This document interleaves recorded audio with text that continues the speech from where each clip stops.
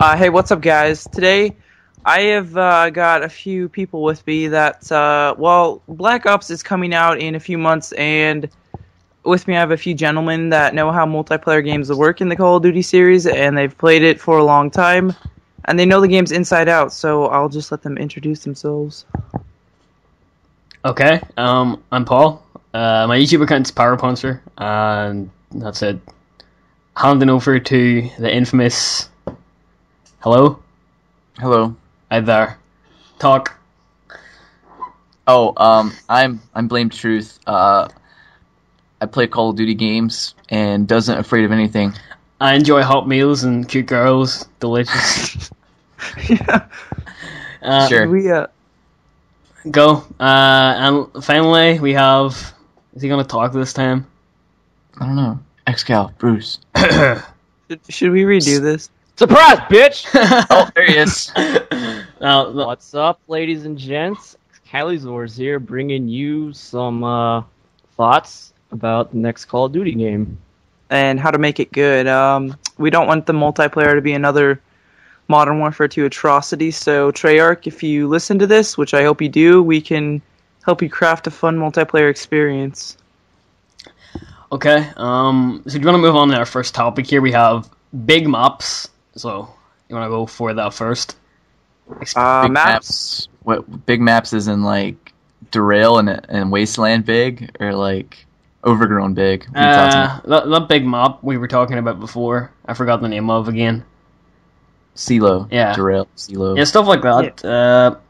I've had, like, I'm sure many of you experienced before, I've had times where I'm using Marathon Lightweight and rushing across the map and then just find out that the whole enemy team has spawned behind me and it's another 10-minute journey across the map to kill people. Isn't too fun. Any other points you want to expand on there? Maps like Downfall, CeeLo, and Roundhouse, they are just too big for a Call of Duty game. I mean, you die in a few bullets and you don't have unlimited sprint, and personally, I think unlimited sprint in a Call of Duty game is somewhat game-breaking.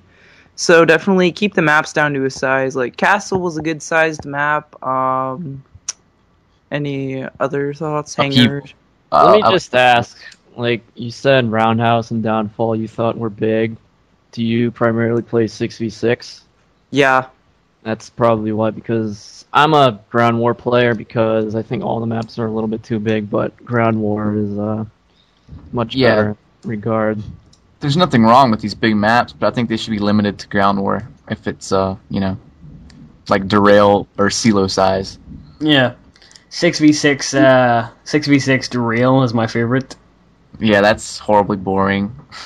Yeah, if you're gonna have big maps, you need to like separate them from the other playlists, because like Derail obviously is not meant for 6v6, and you don't know what I'm talking about. Play Search and Destroy 6v6 on Derail. Believe me, you'll know. Play Free For All on Wasteland. The best thing ever. While we're on this topic, you're talking about separating maps. We have decided to talk about the Halo Reach map selection system. So Anthony, Blame Truth suggested this, so you talk about it. Okay, wait a sec. It's like storming. My window's open. Let's hang out. Alright. Welcome back. Okay, Reach is doing this cool thing with like the map rotation system where if you're in a lobby, like Modern Warfare 2 and COD 4, you'd vote for an invisible map, like you'd vote a map, to take it off, like let's say you were voting block, but you wouldn't know what you'd get. So let's say you voted block and then you got a map you didn't like wet work. And then everybody just leaves the lobby. That's kind of a waste of time. It's kind of redundant. I think Treyarch should take a page out of Reach's book and have like a voting system, like have 3 game types or 3 maps to choose from. Whichever one gets the most votes gets picked, and and then they have a 4th option to where you don't vote for any of the maps.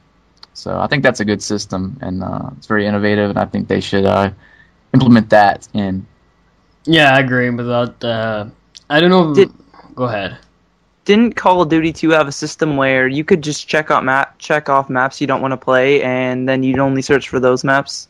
And also the other thing about joining games in session, you covered that pretty well, Blame Truth. Well, I think that a lot of people disagreed and said, well, if they gave you the option to join matches in session in progress, then people wouldn't join those matches. But I don't know about you guys, but if I join a match that I have that's in progress, I'll either wait in the spectator screen until the match is over if it's almost over, or I'll just join in and quit out because I really don't like playing matches in progress, and I'll just quit out anyway. So it's just like a waste of time. Yeah, I hate joining in progress. On that, hold on, sorry. Go ahead. Like joining a match in progress, you need to like implement a system. So like I'm sure you guys have joined a game like of domination or whatever objective mode, and you have no flags, you're losing horribly, your team is all bad, and they have 2 Harriers, AC-130, UAV up, and it's non-stop like air support and kill streaks. Like, there's a reason why people keep leaving. Like, why would you want to put me in that game? Yeah, I mean, if it ends up, the whole enemy team leaves that are getting dominated, then, I mean, it's not like the people on the other team will get like a loss for that, I mean, they'll get a forfeit win. So, I mean, it's still, I don't see a problem with the whole match in progress option to join or not join or whatever. I think that'd be a good idea, but... Mm-hmm. On that same subject of spawning in maps, what about spawns? I mean, in Modern Warfare 2, Capture the Flag has a respawn timer, and I'm pretty convinced that probably Modern Warfare 2's spawn system is pretty fucked, but that has the best spawn system out of all the game modes in that game. Just that 5 seconds waiting to respawn, I think it really does help. Yeah. I think that they need to implement a 5-second timer for all the game modes, not just Capture the Flag, TDM, Domination, because it's really annoying. I can't tell you how many times I'll push up to where the enemies will be spawning, and then I'll kill a few of them, and then I'll get killed by the same guy that just hammers X to respawn instantly before I'm able to even reload. That's not fair. I think they should add a time spawn system. 5 seconds per death, I guess. No matter what, like you can't skip that 5 seconds, kind of like Halo. Yeah, for all game modes. And now this is just another thing. Vehicles in multiplayer, yes or no? It depends. I mean, it depends on how they do them. I don't like in World at War. It was kind of a pain in the ass because I think Battlefield got vehicles right, or Bad Company 2 at least, where like a single infantry could take out a vehicle. So did you guys hear that thunder? Yeah. If Anthony randomly dies, that's because thunder struck him.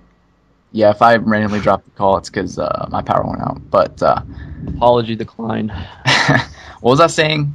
Sorry. About tanks and weapons in multiplayer. Yeah, I mean, it depends on how they do them. I think, I don't mind vehicles, but I think that, I don't know. I think that if you're going to put them in, you need to balance them very well. Just look to Battlefield for that. I think they got the whole, tank tank system. XCal is like the Battlefield veteran, so he can talk on that one. I just one thing that definitely needs to be put in is if you're in a tank, that kills you get inside the tank don't count towards your kill streak.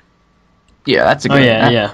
I agree with that. Yeah, because if you can get kill streaks in a tank, I mean, if you play a certain way, you can just sit in the back and pick people off one by one, and you just build up tons and tons of kills that way. Yeah, and you'll be hard to kill. Yeah, definitely. What do you think of the actual kill streak itself? Do you think? I think they were going to propose having an overall kill streak when you die continues or something like that.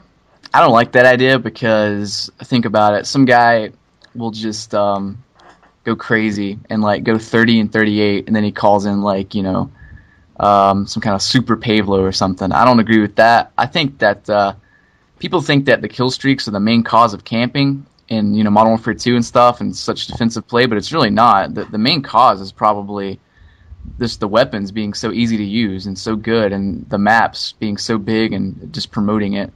The kill streaks, I think. Anything past 9, anything past the Pavlo is kind of pushing it, but I don't think the kill streaks are the main cause of the camping necessarily.